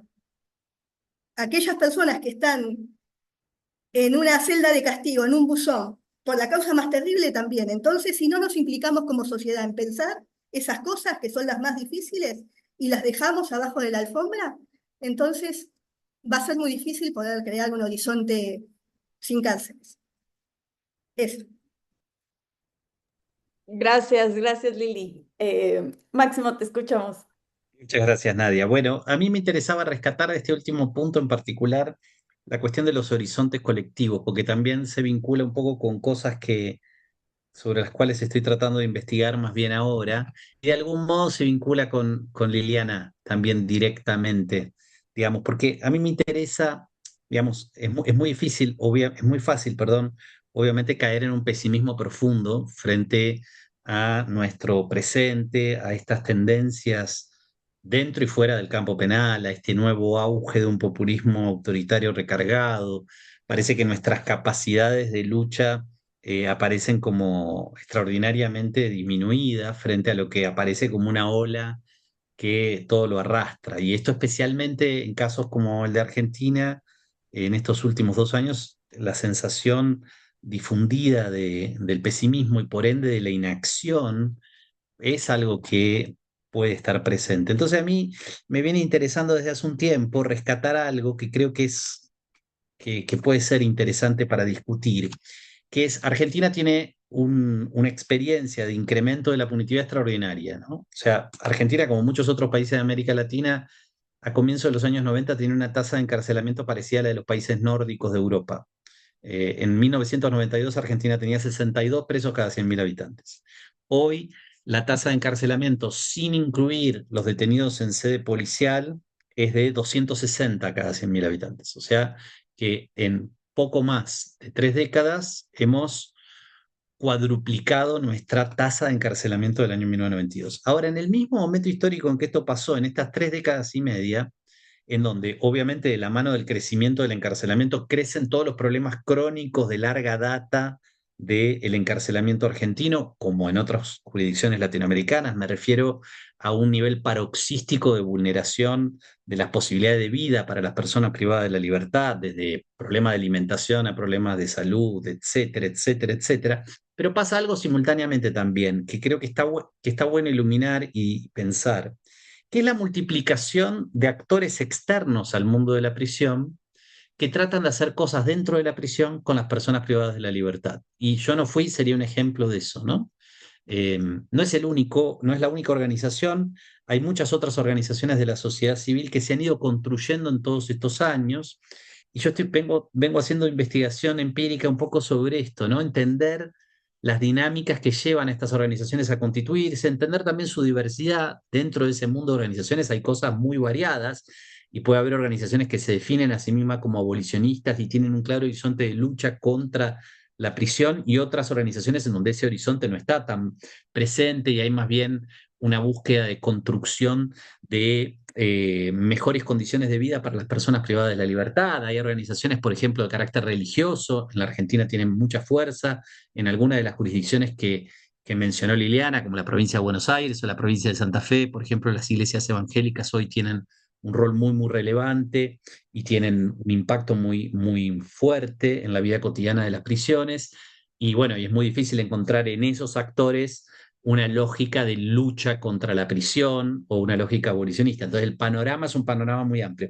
Pero lo que sí se produce, sí, si descartamos, si por lo menos ponemos un poco al margen esas organizaciones que tienen un horizonte mucho más claramente conservador, es como una especie de gradación, ¿no? En donde hay polos extremos entre organizaciones muy claramente antagónicas a la prisión y organizaciones que pueden incluso ser, digamos, aliadas del servicio penitenciario, podrían ser pensadas como aliadas del servicio de prisiones, pero en el medio hay toda una serie de grados que le han ido dando al encarcelamiento en la Argentina una cierta permeabilidad. La noción de permeabilidad en relación con la prisión ha sido usada en distintos sentidos. Aquí yo trato de rescatar esta idea, ¿no? Más encarcelamiento con niveles paroxísticos de deterioro de las condiciones de detención, pero al mismo tiempo un encarcelamiento más permeable, donde puede haber actores como Yo no fui, que pueden ingresar a una prisión y pueden entrar en un contacto directo, sin ninguna mediación con las personas privadas de la libertad y construir experiencias que le tratan de dar sentido a eso que está ocurriendo dentro de la prisión de un carácter distinto, tanto al sentido que el servicio penitenciario pretende construir, como al al sentido que también Liliana rescataba en su primera intervención, ¿no? A formas tradicionales que las mismas personas privadas de la libertad tienen de sobrevivir al encierro, que muchas veces no tienen que ver con construir solidaridad y lucha contra el encierro, sino más bien todo lo contrario. Entonces, a mí me parece que ahí hay un montón de cosas para aprender, ¿no? Digamos, para pensar, ¿no? Cómo estos actores han logrado ir superando obstáculos. Y cómo, en particular, a mí me interesa esto, y ahí sí está la cuota más pesimista, como en la onda de nuevo populismo autoritario recargado, estos actores están experimentando nuevas dificultades, dificultades recargadas también, para poder permanecer haciendo lo que vienen haciendo, ¿no? Y hay distintos tipos de nuevos obstáculos que yo estoy tratando de mapear, desde, en algunos casos, directamente prohibirle el ingreso a una organización dentro de los espacios de encarcelamiento, a, por ejemplo, cambiar con quién vos podés trabajar dentro del espacio de encierro, ¿no? Si venías trabajando con alguien, decirte, no, no puedes trabajar más con esa persona, yo voy a decidir con quién vos te podés contactar. Hay varios ejemplos. En algunas organizaciones que dependen de algún financiamiento público para poder llevar adelante sus iniciativas, a restringir el financiamiento o directamente quitárselo.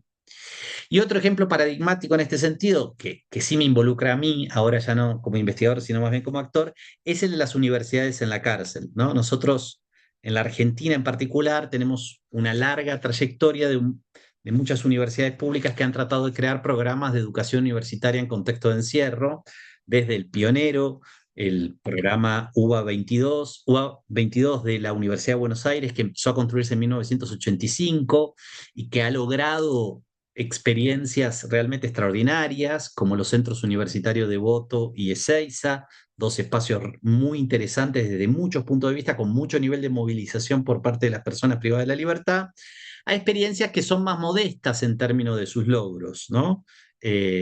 Yo dirijo un programa de educación universitaria en la Universidad Nacional Litoral en la provincia de Santa Fe.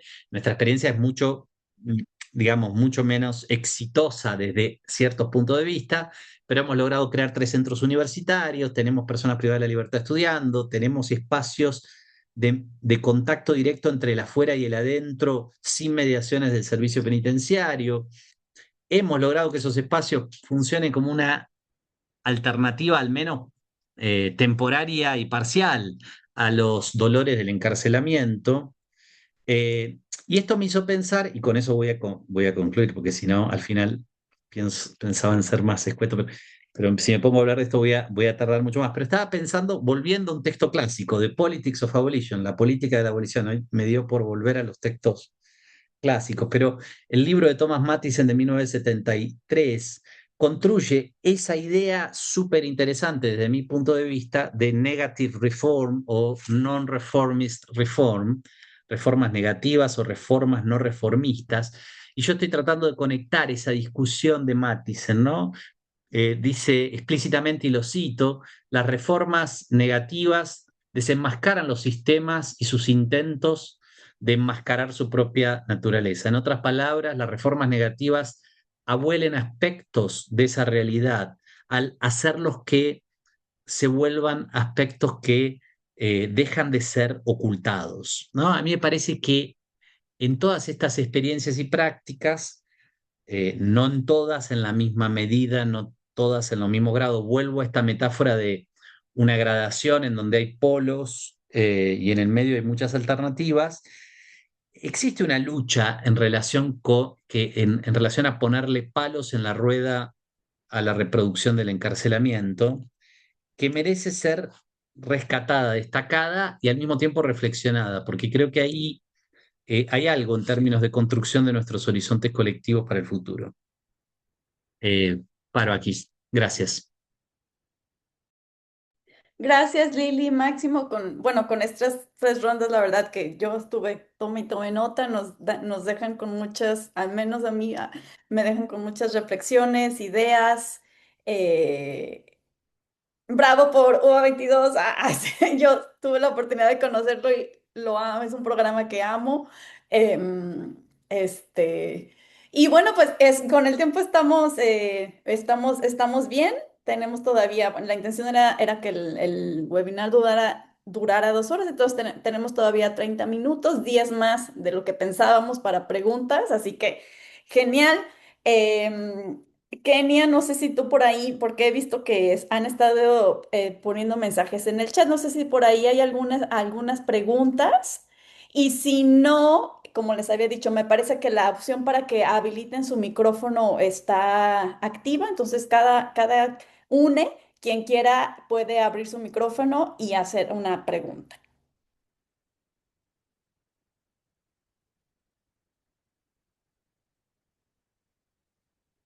Anímense, anímense.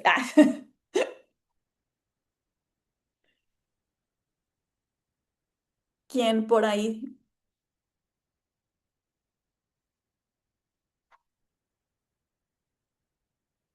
Ahí veo la mano de José Luis Sánchez. Te escuchamos, José Luis.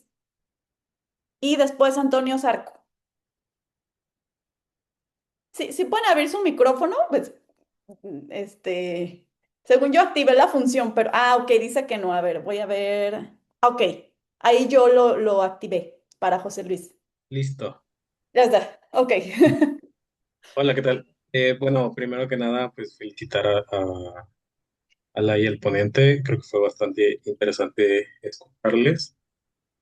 Yo tengo una duda que me ha acompañado pues ya de un tiempo para acá, que tiene que ver, yo estoy en la Universidad Nacional Autónoma de México, en el programa de doctorado en psicología y propongo un trabajo colectivo sobre maternidades, cuidados y crianzas en privacidad.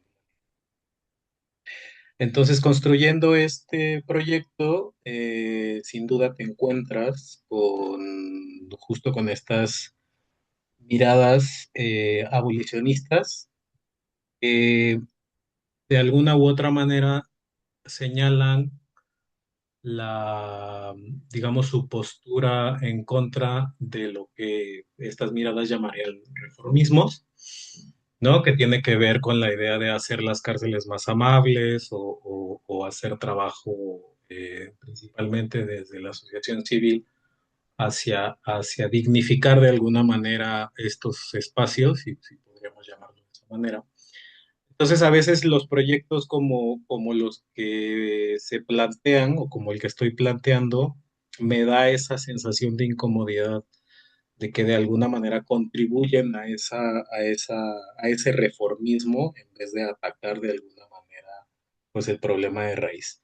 La pregunta que yo quería y que quería escuchar su reflexión en torno a ella es cómo seguir atacando ese objetivo, digamos, de abolir el castigo, de abolir el sistema penitenciario y de apostar más por alternativas a la privación de la libertad y demás, sin dejar de seguir también luchando por la dignificación. Ok, gracias, José Luis. Pienso que podemos escuchar a Antonio y luego igual podemos ir respondiendo estas dos preguntas y si alguien más se anima a levantar la mano, les escuchamos. Entonces, Antonio, ya activé tu micrófono.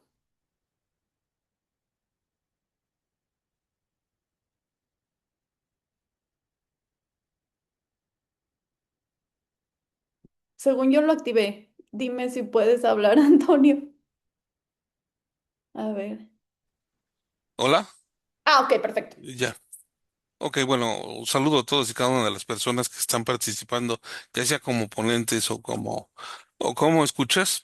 Desde luego es muy interesante el poder hablar de este tipo de cuestiones que en muchas sociedades es vetado el tema, porque es relegado el hecho de que a las personas que son privadas de la libertad, independientemente por las razones políticas, económicas o de transgresión de las normas jurídicas que hayan tenido, a estas personas pasan a ser un núcleo vulnerable de la población, que están principalmente hacinados en espacios muchas veces inadecuados, en donde sufren malos tratos, en donde no tienen una vida digna, porque a pesar de que las constituciones de la mayoría de las naciones que nos consideramos democráticas o las repúblicas que presumen ser democráticas, estos cuerpos olvidados en estas cuestiones de encierro generalmente pues sufren vejaciones, malos tratos, insalubridades, falta de alimentación y los mínimos cuidados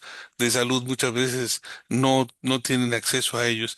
Entonces, yo creo que sí, yo soy abolicionista, estoy a favor de que las cárceles desaparezcan porque lejos de reinsertar a las personas, lejos de buscar que las personas se desanimen por cometer delitos, lo único que se hace es llenar estos almacenes de cuerpos y mantenerlos indefinidamente ahí, provocando que reincidan cada que salen, porque no se les oferta, en términos generales, no se les ofertan oportunidades de progreso, de salir adelante. Se les criminaliza la pobreza, se criminalizan muchas otras actitudes. Pero cuando yo sé que los trabajos forzados o trabajos, el trabajo en favor de la comunidad o el resarcir los daños, para reparar el daño hacia las víctimas, pues no te exime de haber hecho o de haber transgredido la norma, pero de alguna manera sería como una alternativa, tal vez la mínima, de poder generar que estas personas verdaderamente recuperen o se reinserten o reincidan en la sociedad de manera positiva y precisamente sin necesidad de estar privados de su libertad. Creo que ese sería, si no una respuesta, pero podría ser una alternativa útil. Es todo. Yo he tenido oportunidad de investigar cárceles aquí en México, específicamente en el estado de Morelos. Hay una cárcel que se le consideraba de mediana peligrosidad, pasó a ser de alta peligrosidad. Está rebasada en su capacidad desde hace mucho tiempo. Apenas se generó un nuevo centro carcelario en donde se trató de desahogar un poco la situación, pero pues ambos espacios ya están llenos por la cantidad de personas que al ser criminalizadas y que en la mayoría de nuestros catálogos de delitos señalan pues una prisión preventiva o una prisión o o unas cantidades considerables de años privados de su libertad por haber llevado a cabo la comisión de diversos delitos que bien pudieran haber sido reparables y que a lo mejor no tendrían tantas personas adentro, lo que apoyaría un poco a que la atención fuera un poco más humanitaria, menos menos infame y tal vez los recursos destinados para estas personas alcanzarían cuando menos a dar los cuidados mínimos básicos. Porque a pesar de que se trata de seguir las normas las normas Mandela, tratar de implementar derechos humanos y de dignificar la vida de las personas en prisión, sabemos que la realidad es otra. Eso difícilmente pasa, solo queda en los discursos y en los informes de los directores de los centros carcelarios, que pues quedan bien con los jefes, pero que sabemos que la población carcelaria pues no goza de ninguna de estas verdades que se señalan en esos informes. Sería mi comentario. Gracias, Antonio. Y bueno, aprovecho ahora que sacas el tema de la cárcel de Morelos. Ahí también se encuentra un femenil que, si no me equivoco, es federal y que me Bueno, parece importante visibilizar las grandes violencias que se viven y gran cantidad de suicidios cuestionables y de los que se habla poco en México, ¿no? Gracias por traerlo a la mesa. Veo la mano de Alejandra levantada, dado que Antonio más bien nos compartió un comentario, creo que podemos escuchar a Alejandra a ver si ella tiene una pregunta. Alejandra, ahora activé tu micrófono, por favor dime si puedes, si puedes hablar.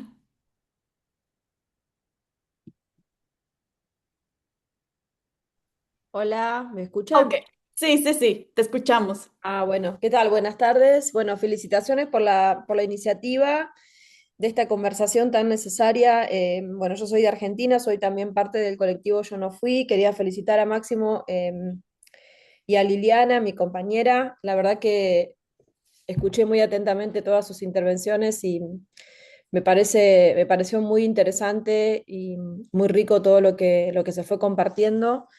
Y también como me parece un buen punto de continuidad, no voy a decir de partida, porque estas discusiones ya vienen digamos, vienen con su tiempo y con su historia, pero creo que que me parece un muy buen punto para seguir profundizando algunos aspectos y algunas cuestiones vinculadas al punitivismo y al abolicionismo penal. Y en ese sentido, yo quería como traer un comentario vinculado a la relación entre el reformismo y el abolicionismo penal, ¿no? Como me parece que esa es una tensión que atraviesa puntualmente nuestras prácticas, digo, porque nosotros tenemos, somos de esas organizaciones, como bien decía Máximo antes, ¿no? Que vamos adentro de la cárcel, que trabajamos con personas privadas de libertad, que desarrollamos propuestas al interior de las unidades penales, pero que desde hace ya varios años no nos consideramos reformistas del sistema penal, del sistema carcelario, no, nos consideramos abolicionistas. Y eso creo que es una posición compleja, pero que no implica, o sea, pensarse abolicionista creo que no implica dejar de trabajar o activar o desarrollar proyectos en la cárcel o con las personas privadas de libertad, ya sea en la cárcel o también en el caso de muchas compañeras nuestras que están en arresto domiciliario en sus casas o personas que pasaron por la experiencia de la cárcel.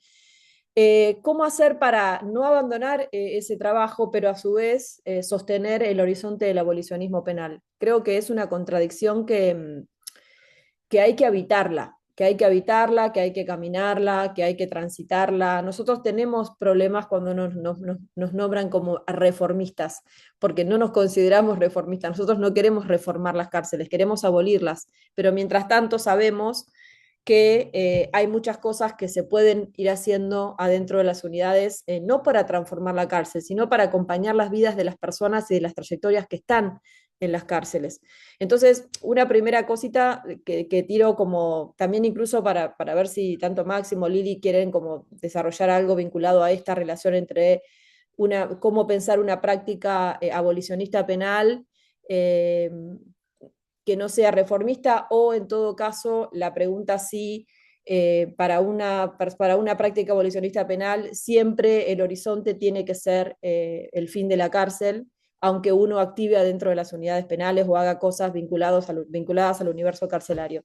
Y la otra que tiene que ver con la idea de la cultura del castigo, tal vez pensar un poco qué relación tiene la existencia de las cárceles con la cultura de la cancelación, de la eliminación del otro, de la discriminación, todo, digamos, lo que se activa en términos de ese punitivismo más como una forma de pensar el lazo social, la relación con los demás, la vida en común, que a veces digo, nosotros nos pasa que a veces creemos que es necesario construir esa narrativa que vincula la existencia de las cárceles con esos modos de existencia atravesados por lo que dije antes, ¿no? Por la cancelación, por el castigo, por por el miedo a asumir los conflictos de manera colectiva, de manera comunitaria, ¿no? Y este recurrir permanente a que la policía y el Estado resuelvan y no hacerlo, no poder hacerlo nosotros, ¿no? ¿Cuánto hay ahí para desandar en esta vinculación de digamos, los punitivismos que nos habitan y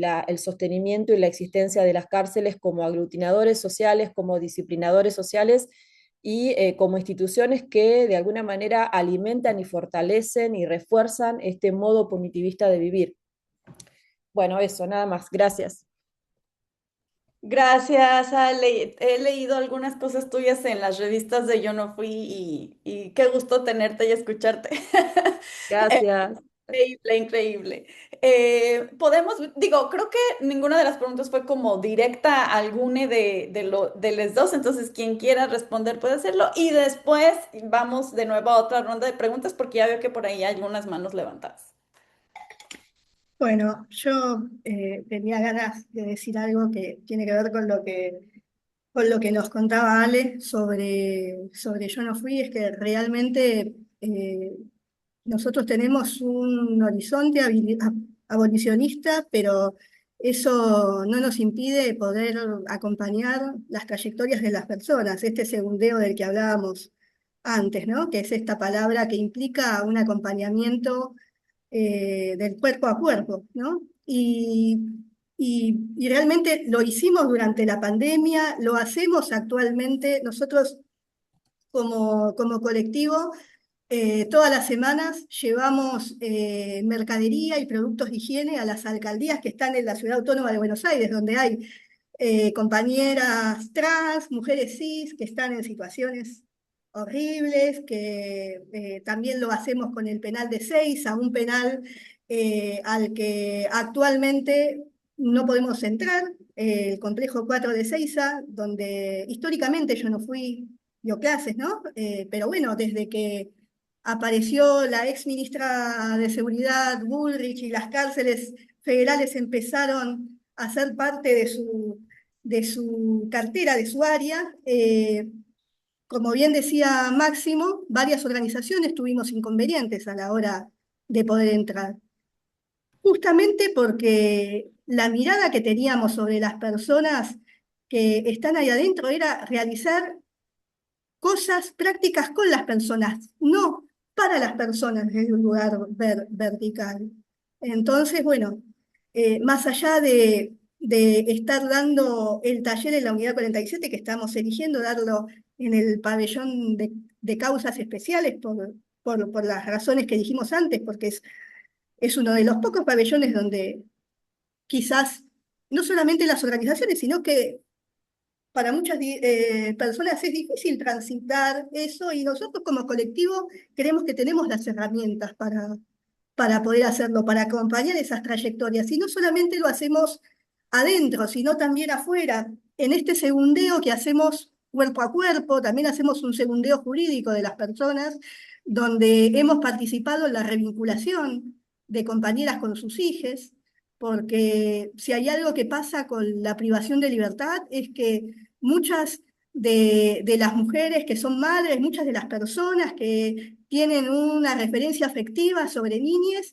pierden su patria potestad, pierden su contacto con niñas. Y ahí hay un nudo que está tan enroscado como la justicia penal, y muchas veces quizás en la urgencia de ver las situaciones penales no tenemos tan en el mapa, pero realmente lo que sucede con las personas que pierden el contacto con sus hijos cuando pasan por la privación de libertad requieren de un acompañamiento, de un segundeo muy activo.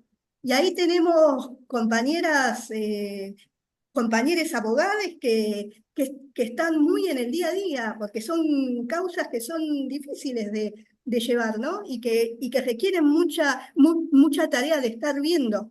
Entonces, para nosotros realmente es importante no solamente las cuestiones de alojamiento en que se encuentran las personas, porque también tenemos contacto con distintos organismos del Estado que intentan, dentro de todo, hacer un monitoreo eh, en los distintos territorios de la República Argentina. Y sí, quizás comentar, como bien decía una de las personas que habló, nuestra Constitución Nacional, más allá de que tiene el artículo 18, que las personas privadas de libertad lo tenemos grabado en la mente, que es el que dice: las cárceles de la nación deben ser sanas y limpias, y bueno, y no para castigo de reos, esa palabra horrible, ¿no? Sino para eh, la reinserción, otra palabra que no nos gusta, preferimos integración, de las personas que están pasando por la privación de libertad. Nosotros sabemos que en la práctica muchas veces eso no se da, y que ves una cárcel, acá nomás en la provincia de Buenos Aires, hay situaciones de salud tremendas. Entonces nosotros como colectivo trabajamos en articulación, no solamente con organismos del Estado, sino con otras organizaciones territoriales. Realmente el abolicionismo penal no nos nubla en la posibilidad de acompañar a las personas en su día a día. Es,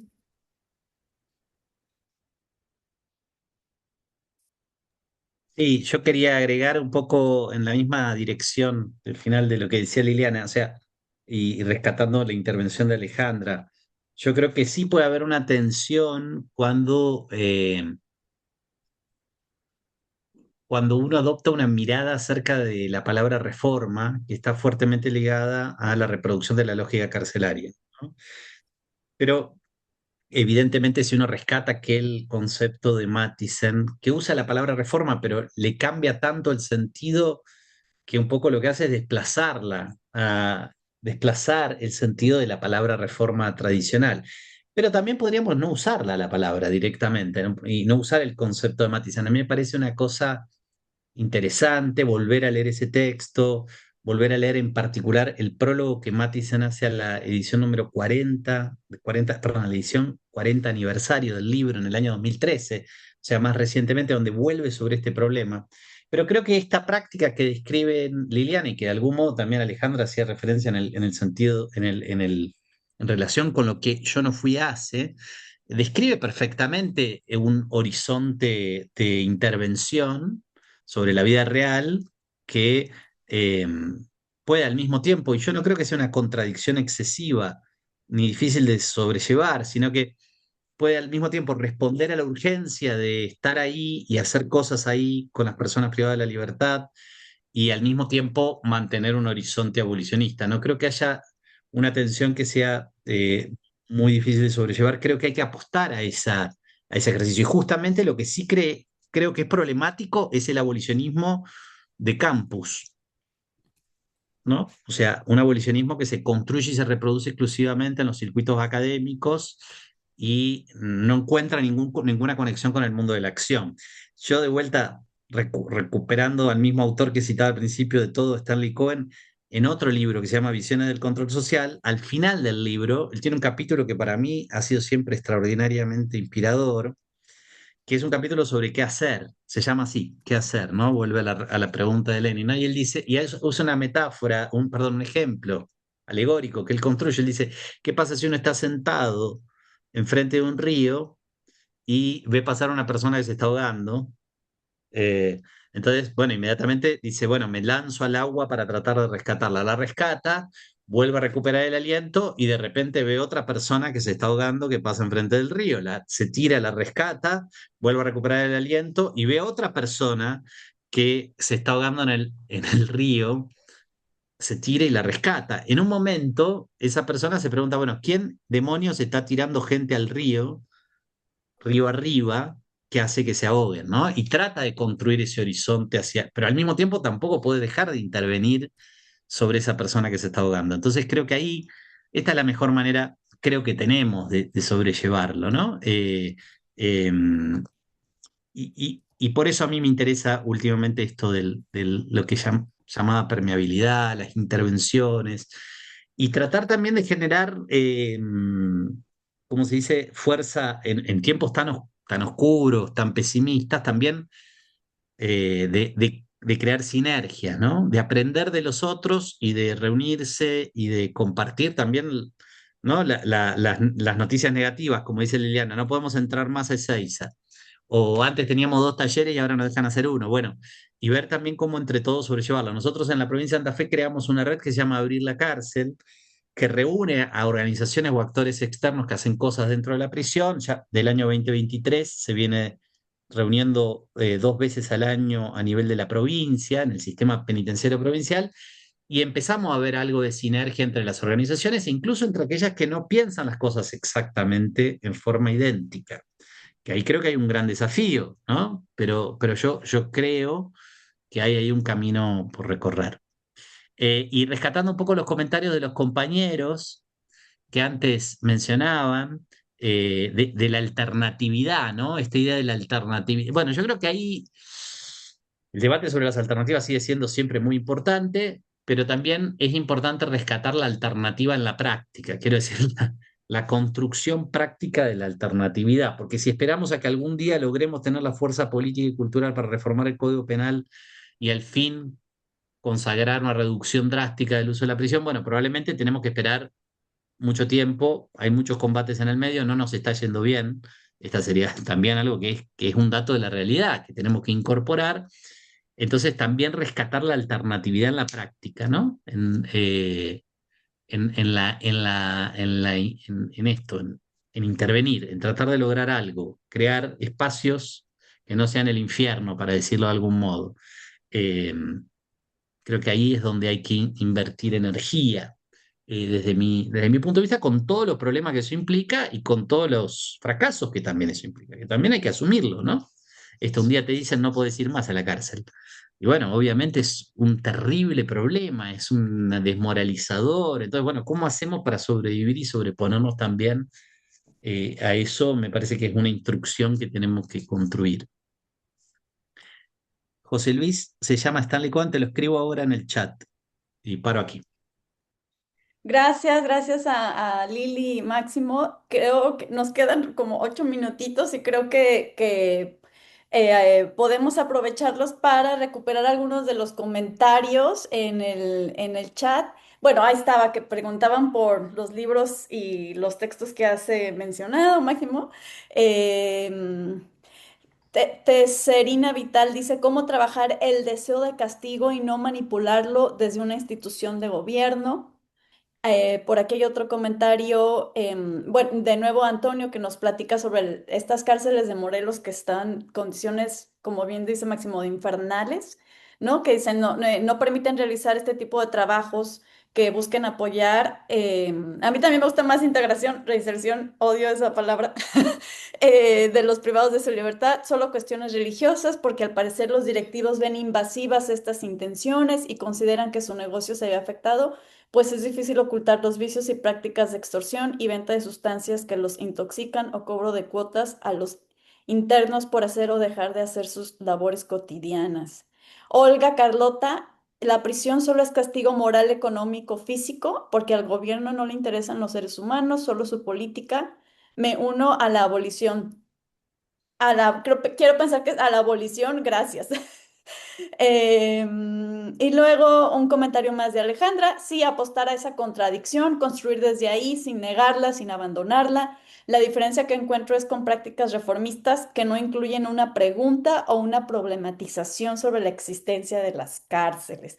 Y sí, justo, bueno, quisiera cerrar recuperando, resueno mucho con esto que tanto Ale como Máximo como Lili hablan de habitar. A mí me gusta, escuché alguna vez en Marcela Gaete, también una colega que trabaja educación en cárceles en Chile, que habla de habitar la paradoja de lo que es el trabajo de educación en contextos de encierro, ¿no? Y me hace sentido ahora lo que ustedes dicen de habitar esa contradicción, porque a mí, junto con Citla, que está por ahí conectada, estuvimos trabajando varios años también en proyectos educativos en Puente Grande, en Jalisco. Y a veces me costaba mucho trabajo eso, ¿no? Saber cómo evitar la tensión y la contradicción entre decir, bueno, sí, abolicionista, pero al mismo tiempo uno está ahí y de alguna manera parece que hasta ayudando a la reproducción de la misma lógica, ¿no? Entonces, quisiera cerrar con esta, recuperando esta idea, ¿no? Quiero pensar que todos los que estamos aquí, de alguna u otra manera, hacemos algún tipo de labor de trabajo en cárcel y me gustó cómo cierran invitándonos a esto, ¿no? A evitar esa contradicción de luchar por acompañar, como dice Lili, ¿no? Desde distintas formas a las personas en cárcel y a las que salen, pero al mismo tiempo también luchar desde el abolicionismo, ¿no? No Quería sé qué. decir algo, Nadia, Ah, mínimo, claro, Lili, Lili, que por me favor. parece que tiene que ver también con lo que decía Máximo y Ale también lo nombró, es esto, y vos también, esto de trabajar en red, ¿no? Con otras organizaciones, justo nombraban la cárcel de Morelos. Nosotros conocemos a Hermanas en la Sombra, que es una colectiva de México, que activó mucho tiempo y que nos comentó las situaciones que vivían las mujeres alojadas allí y cómo también las redes territoriales y afectivas también son el sostén, ¿no?